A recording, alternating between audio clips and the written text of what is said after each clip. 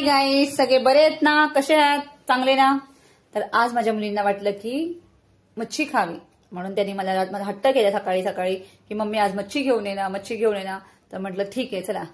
तर मी मच्छी घ्यायला गेली. मच्छी घेऊन येत असताना मला भेटले कुत्रा. त्यांनी माझी मच्छी घेतली. 200 रुपयाचे 10 बांगडे त्यांनी माझे लंपास केले. ते बोलतायत ना, दाने दाने पण लिखा है खाने वाले का नाम. तशी गत माझ्यासोबत झाली. तर म्हटलं जाऊ दे, आता काय करणार, ते आता त्यांच्या पोटी गेलं. तर परत घेऊन जाऊन मी मच्छी घेतली. मग मला भेटले हलवे. हलवे दादा बोलले, बाबा आता तरी मला सांभाळून घेऊन जा.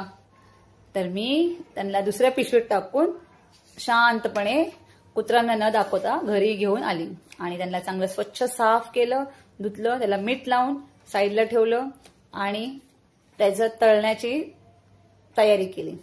तर पहिला मी एक पेस्ट करून घेतली. कोथिंबीर, मिरची, कढीपत्ता, लसूण, अद्रक ह्यांची पेस्ट केली.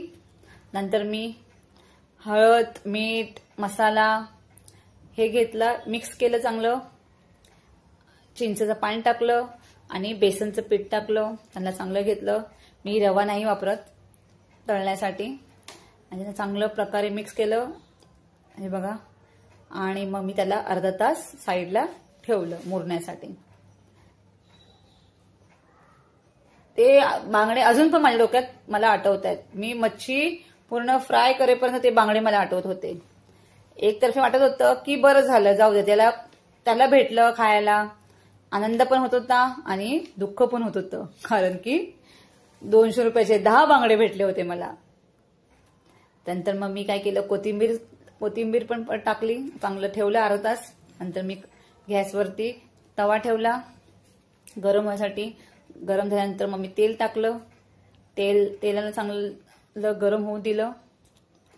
नंतर त्याच्यामध्ये चांगलं थोडंसं मीठ टाकलं आणि मग मी एक एक करून मच्छी सोडायला लागली.